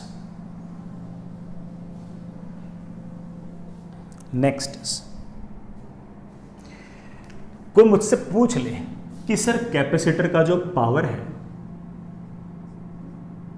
versus time, sir आप रफली कोई ग्राफ बना सकते हो? हाँ बेटा बना ही सकता हूँ थोड़ा बहुत। तो t इज इक्वल टू 0 पर power 0, t tending toward infinity पर पावर 0, तो जरूर बेटा पहले पावर बढ़ा होगा और फिर पावर घटा होगा। ऐसे कहीं ना कहीं पावर की वैल्यू सबसे ज्यादा होगी। मैं तो इवन वो टाइम भी निकाल सकता हूं जिस टाइम पर आपके इस पावर की वैल्यू सबसे ज्यादा रही होगी। जिस टाइम पर पावर सबसे ज़्यादा रहा होगा वो वाला टाइम भी हम बड़े आराम से निकाल सकते हैं। सर कैसे? भाई किसी भी फंक्शन का अगर मैक्सिमा निकालना हो तो उसको डिफरेंशिएट करके इक्वल टू 0 कर दो। तो अगर आपको इस कैपेसिटर के पावर की मैक्सिमम वैल्यू चाहिए तो आप तो सिर्फ और सिर्फ इस एक्सप्रेशन को टाइम के रेस्पेक्ट में डिफरेंशिएट कर दो। बाहर तो ई स्क्वायर बाई आर लिखा हुआ है, उसको तो छेड़ने की ज़रूरत ही नहीं है। सर अंदर क्या लिखो? अंदर लिखो -1 upon tau into e raise to power minus T upon tau plus, बड़ा माइनस माइनस प्लस हो जाएगा, वो 2 बाई टाउ बाहर आएगा, 2 by tau into e raise to power minus 2t upon tau and it should be equal to 0। और 0 होने के लिए बड़ा ये 1 बाई टाउ खत्म, E raise to power minus T upon tau should be equal to, बड़ा 2 तो बची है ना, 2 times E raise to power minus 2t। ये इधर आया तो मेरे पास आ गया E raise to power t upon tau is 2 और मेरे पास आ गया t by tau is ln 2 और टाइम की वैल्यू बेटा मेरे ख्याल से आओगी टाउ टाइम्स ln 2। इस टाइम पर आपका पावर सबसे ज़्यादा आएगा, सबसे ज़्यादा इस टाइम पर पावर है। कैपेसिटर का पावर जो है वो ln 2 टाइम्स टाउ पर सब। बेटा ln 2 की वैल्यू याद रहती है क्या? अच्छी बात बेटा याद रहती हो, वरना कोई दिक्कत नहीं है, मैं लिख देता हूँ 0.693 होती है ना, ऐसे याद करने वाली चीज़ नहीं है, मतलब मेरे को याद थी इसलिए मैं बोल दिया। इस टाइम पर आपका पावर सबसे ज़्यादा होगा। सर इस टाइम पर मैक्सिमम पावर होगा कितना, तो आप एक काम करो बड़ा, इस टी को यहाँ रख दो, इस टी को अगर मैंने यहाँ रखा तो मेरे पास आ गया E square by R E raise to power minus L N two, बड़ा मेरे ख्याल से तो हाफ आता होगा, माइनस इस टी बाई टाउ बड़ा यहाँ रखा तो 2 टाइम्स एल एन टू, बड़ा मेरे ख्याल से ये 1/4 आ गया होगा, एंड आई थिंक बेटा this is E square by 4r।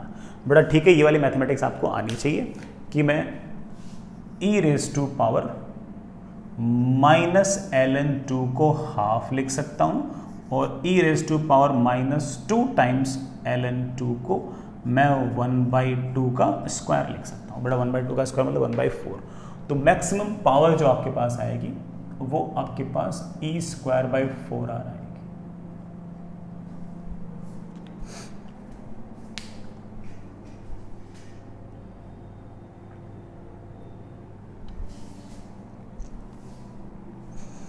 ठीक है बच्चों, अपने बहुत सारी बातें कर ली इसमें यार ना, बहुत ही सारी बातें कर ली। अच्छा कुछ तो सीखे ही हैं, है ना बच्चों। आगे चलिए, आगे चल रहा हूँ बच्चों। एक छोटा सा काम हो रहा है वो भी कर लेते हैं, है ना। उसके लिए बेटा मुझे ये वाला एक्सप्रेशन चाहिए होगा, ठीक है। मैं इस एक्सप्रेशन को यही छोड़ रहा हूँ।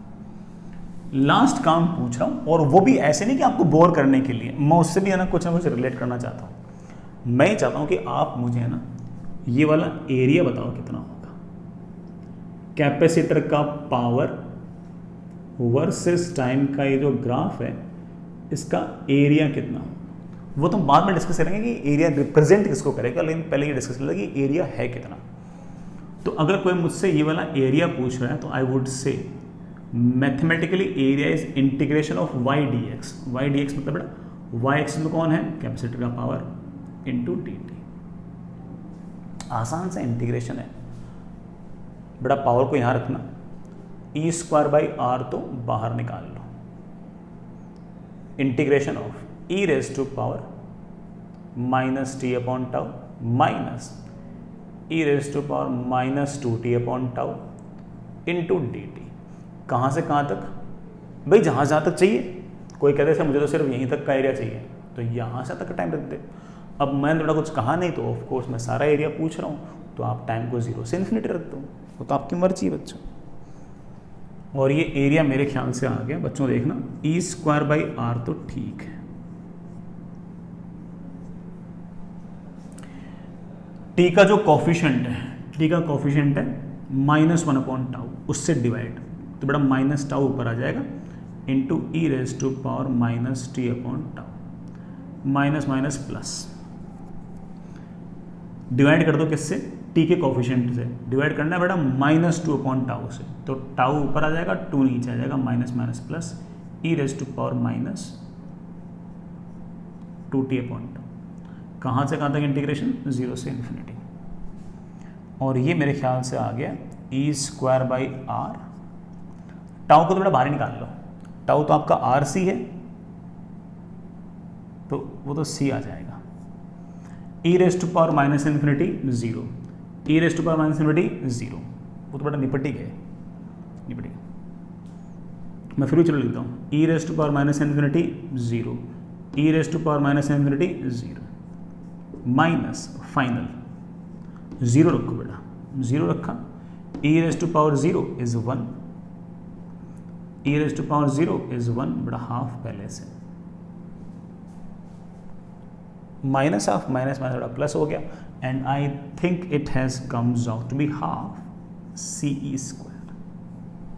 या क्या ये हाफ सी ई स्क्वायर क्या है वो भी हम जानते हैं, we know it very well कि half C E square is also the energy stored by this capacitor. इस कैपेसिटर ने फुल्ली कितनी, भाई ये क्या पावर, क्या है पावर, है एनर्जी स्टोर करने की रेट।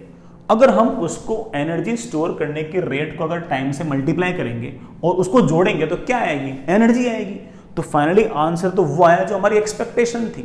भाई पावर जो है वो तो एनर्जी स्टोर करने की रेट है, एनर्जी स्टोर करने की रेट को अगर मैं टाइम से मल्टीप्लाई करूंगा तो एनर्जी आ जाएगी। अब ऐसे छोटे छोटे टाइम में जो एनर्जी स्टोर की उन सबको जोड़ दिया, जोड़ना मतलब इंटीग्रेशन, तो टोटल कितनी एनर्जी स्टोर है वो आ जाएगी।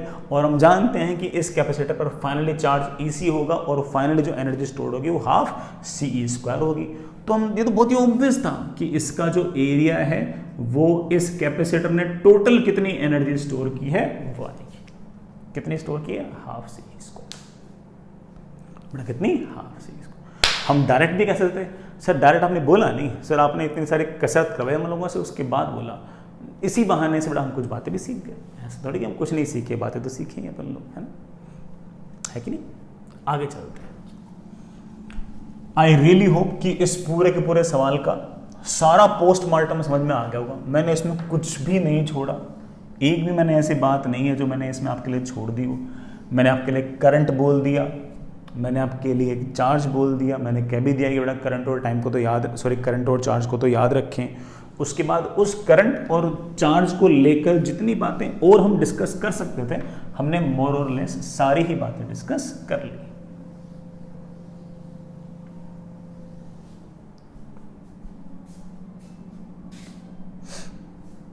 आगे चलें। एक छोटा सा सवाल, ऐसे सिर्फ न्यूमेरिकली है, आपको कुछ खास से लोड लेने की जरूरत नहीं। बैटरी का EMF 10 volt, resistance capacitor initially uncharged है,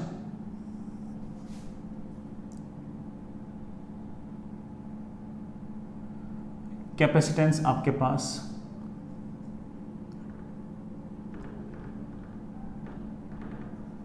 100 माइक्रोफेरेड है, और रेजिस्टेंस आपका 1000 ओम्स। जो बैटरी है उसका EMF 100 वोल्ट ले लो यार। आपने T = 0 पर स्विच को ऑन किया है, T = 0 पर स्विच को ऑन किया।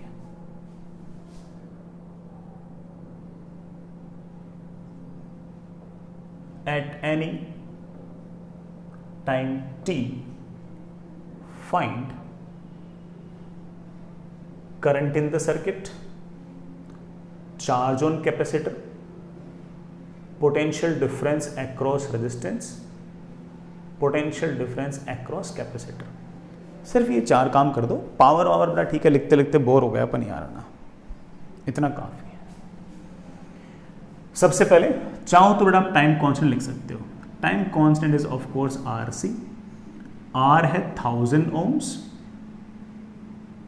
Capacitance is 100 microfarad, 0 0 0 0 I think 10⁵ micro ohm into farad will be your seconds. I think time constant is 0.1 second. मैं से प्रैक्टिकली आपसे पूछ पड़ा कितने टाइम बाद आपका कैपेसिटर फुल्ली चार्ज हो जाएगा, तो आप बोलो सर वैसे तो देखें तो इन्फिनिट टाइम बाद फुल्ली चार्ज होता है, लेकिन हम कह सकते हैं नियरली 0.5 सेकेंड्स के आसपास अगर जाओगे तो आपका कैपेसिटर काफ़ी हद तक चार्ज हो चुका है कि नहीं। अरे हाँ, करंट लिखते हैं, चार्ज लिखते हैं। चार्ज इज बड़ा फॉर्मूला क्या था? EC 1 - e⁻⁻ t/RC। EC 100 × 100 I think 10⁴ volt into microfarad. Microfarad into volt is of course coulomb into 1 - e⁻⁻t/0.1। मैं इसको ऐसे लिख सकता हूँ, that is 0.01 coulomb into 1 - e⁻⁻t/0.1, या फिर मैं इसको 10t लिख दूँ बच्चों। किसी भी टाइम पर आपके कैपेसिटर पर ये चार्ज, ये कूलम्ब बेटा, ये कूलम्ब है, ये C मतलब कूलम्ब। किसी भी टाइम पर आपके पास ये वाला चार्ज है। सर किसी भी टाइम पर करंट कितना होगा, इसको डिफरेंशिएट कर दो, या फिर बेटा वही formula E by R, E by R, E by R, तो 0.1 into E raise to power minus T upon R C, R C is 0.1, that is 0.1 into E raise to power minus 10 T.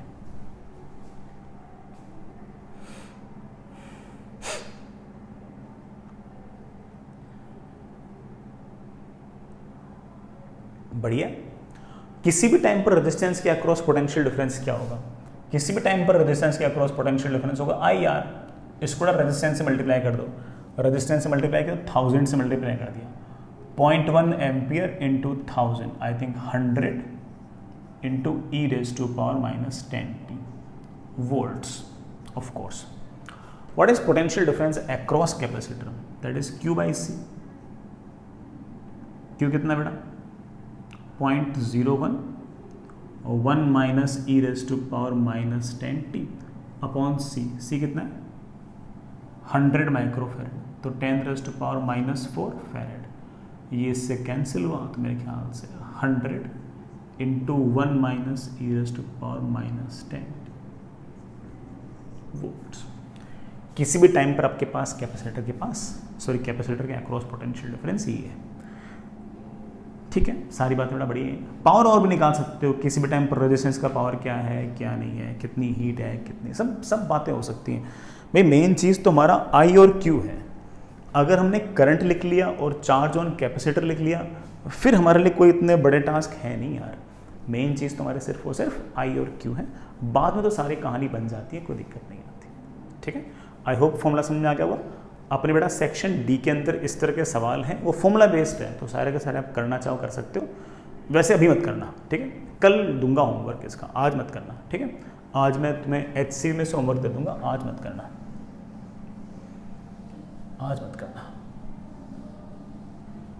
है ना, क्योंकि बेटा उस section D में कुछ सवाल discharging वगैरह के भी हैं, वो आज तो हो नहीं पाएगी, तो है ना, तुम लोग थोड़ा सा टेक योर टाइम, कल करना, कल हो जाएंगे, वरना बेटा कोई सवाल होगा कोई नहीं होगा, ज़बरदस्ती कंफ्यूज होगे। तो इसेंशियल शीट का सेक्शन डी जो है वो बाद में करना, सी तक तो मैं शायद काम दे चुका था। एक सवाल, अच्छा जनरल सवाल है, आराम से इत्मीनान से सोचें समझें करें, ठीक है। और जो बातें आएंगी, जो रिजल्ट आएगा, हो सकता है कि उसे हम याद भी कर लें, हो सकता है कि उसे हम याद भी कर लें, ठीक है। तो सुनिए बच्चों, आपके पास कहानी ऐसी है कि ये बैटरी रेजिस्टेंस, स्विच, ये एक और रेजिस्टेंस,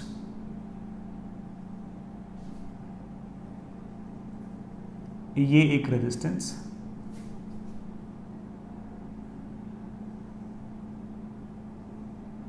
ये कैपेसिटर। बड़ा इनिशियली अनचार्ज्ड है, ठीक है, बार बार बोलने की जरूरत नहीं, कुछ नहीं बोल रखा तो इनिशियली अनचार्ज्ड ही होगा। बैटरी का EMF E, resistance R, resistance R, resistance R, T is equals to 0 पर मैंने स्विच को ऑन कर दिया। ये कहानी है बच्चों। मुझे ये निकालना है कि किसी भी टाइम पर कैपेसिटर पर कितना चार्ज है। किसी भी टाइम पर कैपेसिटर पर अगर चार्ज पता लग गया ना, तो इस तार में, इस तार में, इस तार में, हर तार में करंट भी पता लग जाएगा, हर चीज़ पता लग जाएगी। मेन चीज़ तो सिर्फ और सिर्फ कैपेसिटर का चार्ज निकालना है भाई। इक्वेशन तो सारी बनेंगी, उन इक्वेशन में इसका करंट, इसका करंट, इसका करंट सब वो लिखने पड़ेंगे, तो उनमें से हम Q को अगर सोल्व कर लेंगे तो बाकी सारे टर्म्स भी आ ही जाएंगे। तो आप एक बार सवाल लिखिए। सवाल है, फाइंड चार्ज ऑन कैपेसिटर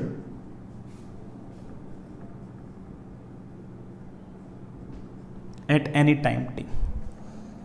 किसी भी टाइम t पर कैपेसिटर पर कितना चार्ज है। मान लेते हैं कि बेटा किसी टाइम t पर कहानी ऐसी है कि करंट I, जितना करंट जाएगा उतना ही तो आएगा। इसमें से I1 करंट यहां से निकल गया, इस I1 के कारण इस प्लेट पर Q आ गया और इस I1 के कारण यहां पर -Q आ गया। इधर से I1 आया तो ऑफ कोर्स यहां से I माइनस I1 आया, I माइनस I1 इधर से आया, I1 इधर से आया, वापस से आपका I हो गया। इस पूरी सिचुएशन को अगर देखो ना तो 3 अननोन है। कौन कौन? Q, I1 और I। 3 अननोन को सॉल्व करने के लिए कम से कम कितने इक्वेशन चाहिए? 3 चाहिए। तीनों लिखते हैं। सबसे पहले सबसे आसान ये है कि I1 is the rate at which charge is accumulating on this plate. I1 वो रेट है जिस रेट से इस कैपेसिटर पर लगातार चार्ज बढ़ रहा है। तो मैं पहली इक्वेशन तो बहुत ही क्लियरली बोल दूं कि I1 is simply dq/dt। 2 equation और चाहिए, तो कोई से भी 2 लूप ले लो और केवीएल लगाओ। मैंने इस लूप में केवीएल लगाने की सोची। हेल्प करना बच्चों, यहां से चलना स्टार्ट कर रहा हूं। यहां से चलते चलते यहां गया, बैटरी का ईएमएफ है E, बढ़ेगा E। चलते गए रेजिस्टेंस में करंट की तरफ जाऊंगा तो -I1R।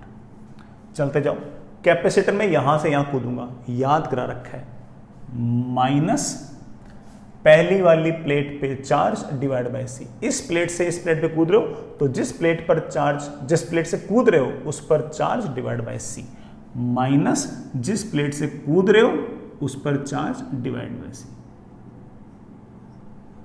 चलते जाओ,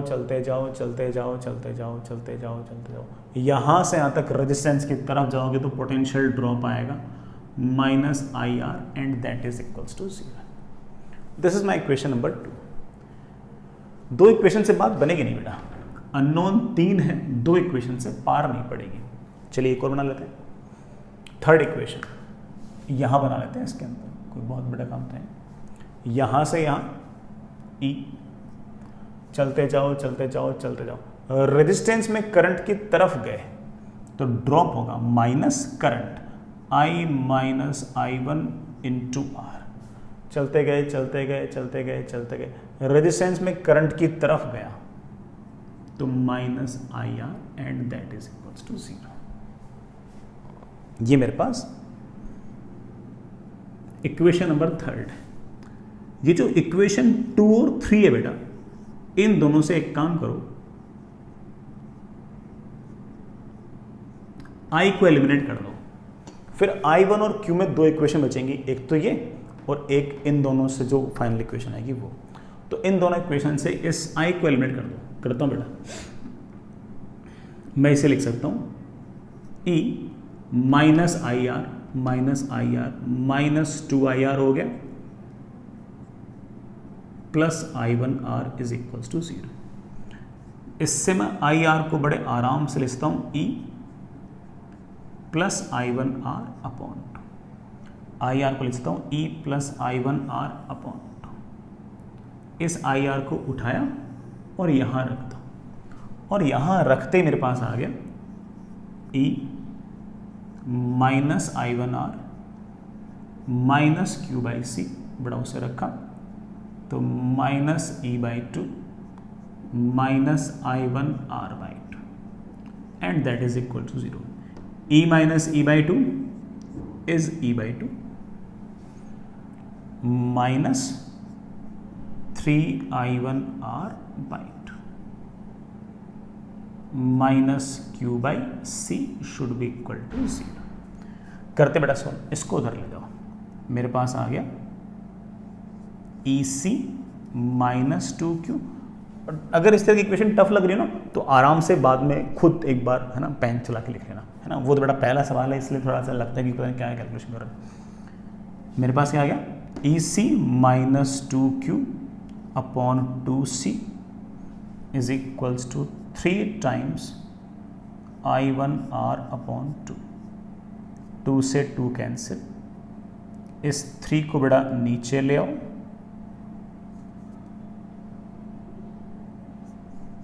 R को भी नीचे ले आओ, ये आपका I1 आ गया। And this I1 can always be written as dq/dt।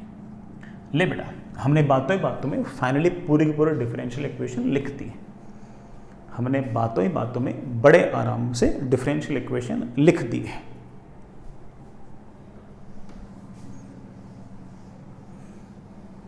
अब तो सिर्फ और सिर्फ इंटीग्रेशन करना बचा है, अब तो हमसे आ जाएगा आंसर। चलिए बच्चों, इस EC माइनस 2Q को नीचे ले आओ कि Q एक साथ हो जाए, तो Q एक साथ हो जाएगा DQ upon EC minus 2Q is equals to DT को ऊपर ले आओ तो 1/3RC into DT, integrate integrate. बिल्कुल शुरुआत में जब टाइम 0 था तो स्मॉल q की वैल्यू 0 थी, इधर t है इधर स्मॉल q है। शुरुआत में जब टाइम 0 था तो q की वैल्यू 0 थी। किसी भी टाइम t पर लेट से q की वैल्यू q है। आसान सा इंटीग्रेशन। सबसे पहले -1/2, सर -1/2 किस बात का, जो भी q का कोफिशिएंट होता है उससे डिवाइड करते हैं बेटा इंटीग्रेशन में। इतना इंटीग्रेशन आता होगा, चल जाएगा इससे अपना काम। Log of EC minus 2Q, कहाँ से कहाँ तक, 0 से Q, that is I think T upon 3R। बेटा यहाँ पर तो लिमिट लगानी आसान थी, dt का इंटीग्रेशन T, एक बार T एक बार 0। मेरे पास आ गया लॉग ऑफ Q को Q रखना, EC माइनस 2Q माइनस 0 रखना, log of EC should be equal to -2T upon 3R। हम इसको लिख सकते हैं log of EC minus 2Q upon EC is -2T upon 3RC। चलो बच्चों, अब तो बात बन गई, अब तो लास्ट स्टेप बचा है, अब तो कुछ खास बचा ही नहीं। उस एक्सपोनेंशियल उधर ले जाओ, मेरे पास आ गया 1 -2Q upon EC is e⁻² -2T upon 3RC।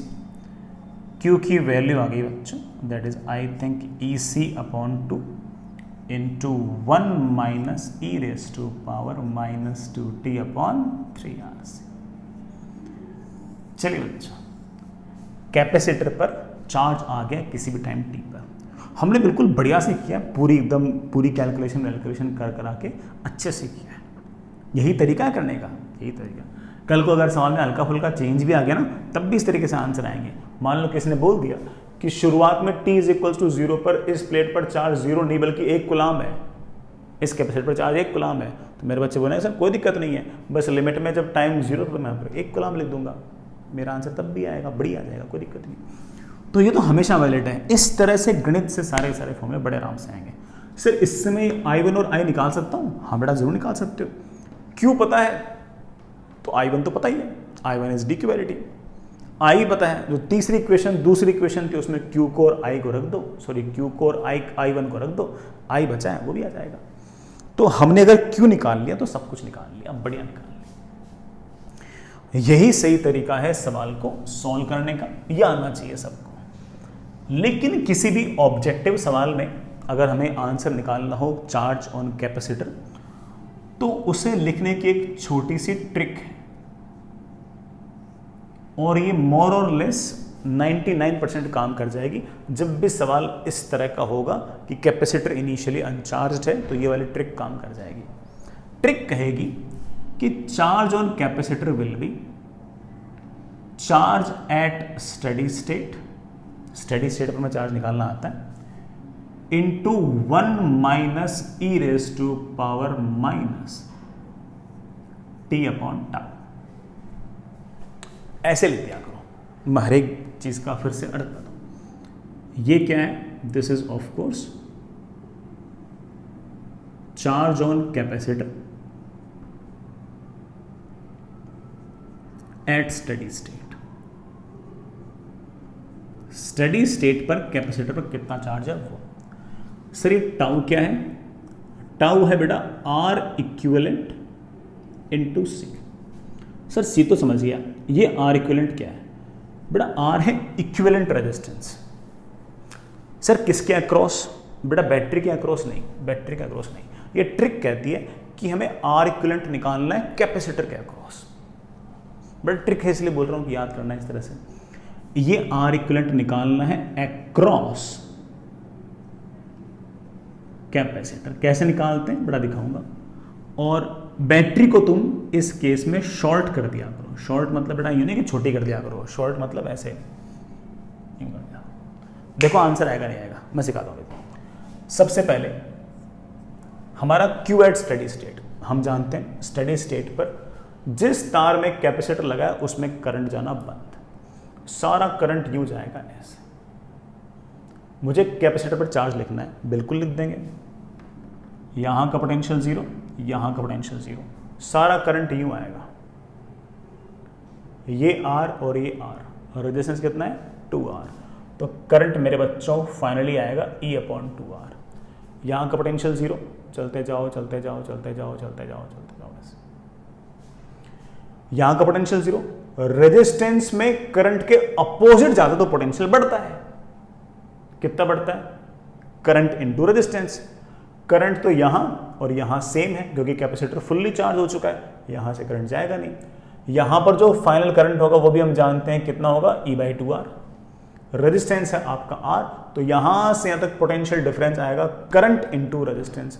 R से R कैंसिल, पोटेंशियल डिफरेंस आ गया E/2। तो यहां का पोटेंशियल आ गया E/2, यहां का पोटेंशियल E/2, यहां का पोटेंशियल E/2। करंट तो यहां जा नहीं रहा, यहां का पोटेंशियल भी E/2, यहां का पोटेंशियल 0, यहां का पोटेंशियल 0। कैपेसिटर के अक्रॉस पोटेंशियल डिफरेंस आ गया E/2। ये वाले काम तो हम शुरुआत से करते हैं। तो चार्ज एट स्टेडी स्टेट निकालना तो हमारे लिए बाएं हाथ का खेल है। C into potential difference, potential difference है E/2। अब टाउ लिखना है। Tau is basically R equivalent into C तो ठीक है, मुझे R इक्विवेलेंट लिखना है। ये R इक्विवेलेंट किसके अक्रॉस लिखना है? R इक्विवेलेंट लिखना है मुझे कैपेसिटर के अक्रॉस। सर इस बैटरी का क्या करूं? R इक्विवेलेंट लिखते वक्त इस बैटरी को शॉर्ट कर दिया करो, उड़ा दिया करो, ऐसे है कि नहीं बेटा, ऐसे उड़ा दिया करो। अब R इक्विवेलेंट लिखो। बच्चे बोलेंगे कि सर इन दोनों पॉइंट के अक्रॉस अगर R इक्विवेलेंट लिखना है तो मुझे लग रहा है कि ये वाला तार और ये वाला तार तो पैरेलल है, तो ये R और ये R कितना हो गया? R/2। कितना हो गया? R/2। ये वाला R और ये वाला R तो पैरेलल, जितना पोटेंशियल डिफरेंस इसके अक्रॉस उतना पोटेंशियल डिफरेंस इसके अक्रॉस, R/2 हो गया। और ये R/2 और ये R दोनों कैसे हैं? सीरीज, तो लिख देना दैट इज 3R/2। चेक करो कि हमारा आंसर आ रहा नहीं आ रहा। मेरे ख्याल से तो आ जाएगा। आप लिख सकते हो charge on capacitor is charge at steady state that is EC/2 into 1 minus e⁻⁻t/टाउ। टाउ है R equivalent into C, R equivalent है 3R/2 इंटू C, 2 आ जाएगा ऊपर।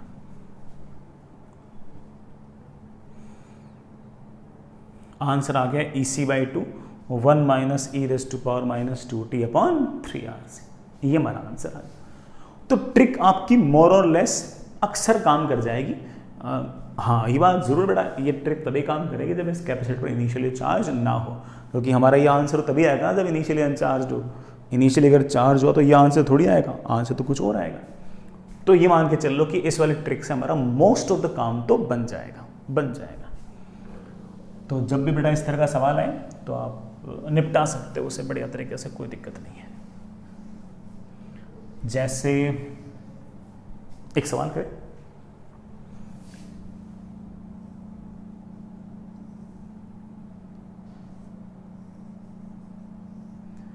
आपके पास इस तरह का अरेंजमेंट है,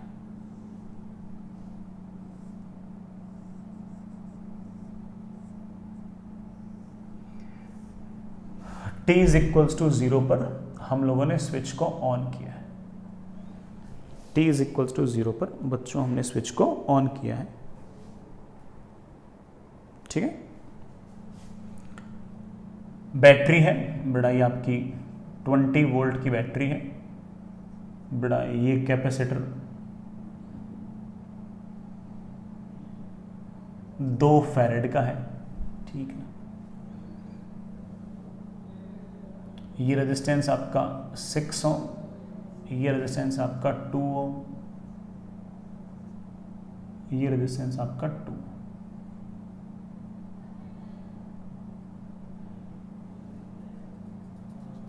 ठीक, सुनिए बच्चा, फाइंड चार्ज ऑन, बड़ा कैपेसिटर आपका इनिशियली अनचार्ज है, फाइंड, वही सवाल है, charge on capacitor at any time T, किसी भी टाइम टी पर कैपेसिटर पर चार्ज बताओ। बिल्कुल बताएंगे, और डिफरेंशियल इक्वेशन लिखते हैं ना तब भी हम सॉल्व कर लेते हैं। देन हम बेटा ठीक है डिफरेंशियल इक्वेशन सॉल्व करने के मूड में नहीं है, हम तो बिल्कुल ऐसे। पहले बताओ कि कैपेसिटर पर स्टेडी स्टेट पर कितना चार्ज होता। तो आप बोलोगे सर स्टेडी स्टेट पर तो करंट यूं जाता यूं जाता यूं जाता, ऐसे ऐसे जाता सर करंट, क्योंकि जिस तार में कैपेसिटर लगा हुआ ना उसमें से करंट तो गुजरता ही नहीं सर। ठीक है बच्चों, ये 2 ओम और ये 2 ओम इस केस में आपके सीरीज में हो गए। 2 ओम एंड 2 ओम कितना हो गया बेटा 4 ओम। बैटरी कितनी है 20 वोल्ट की, करंट कितना आएगा 5। तो स्टेडी स्टेट में ऐसे करंट आ रहा होगा 5 एम्पियर। यहाँ का पोटेंशियल 0, यहाँ का पोटेंशियल 0। रेजिस्टेंस में करंट के अपोजिट जाऊंगा पोटेंशियल बढ़ेगा, तो यहाँ का पोटेंशियल आएगा I × R 10 वोल्ट। तो यहाँ का भी 10 वोल्ट, यहाँ पर करंट है नहीं तो यहाँ का भी 10 वोल्ट। इस कैपेसिटर के अक्रॉस पोटेंशियल डिफरेंस आ गया 10 वोल्ट, कैपेसिटेंस है 2 फैरेड, तो चार्ज एट स्टेडी स्टेट तो आ गया 10 volt into 2 farad. I think that is 20 farad into volt is of course coulomb. तुमको सर तो आसान वाला काम था। सर टाउ लिखाओ, टाउ होगा आपका R इक्विवेलेंट इंटू सी। सी तो आपका 2 फैरेड है, चिल रहो। R लिखाओ बच्चों, R मतलब रेजिस्टेंस, किसके अक्रॉस, कैपेसिटर के अक्रॉस, इन दोनों प्लेट्स के अक्रॉस यहां पर, और बैटरी को इसके लिए शॉर्ट कर दिया।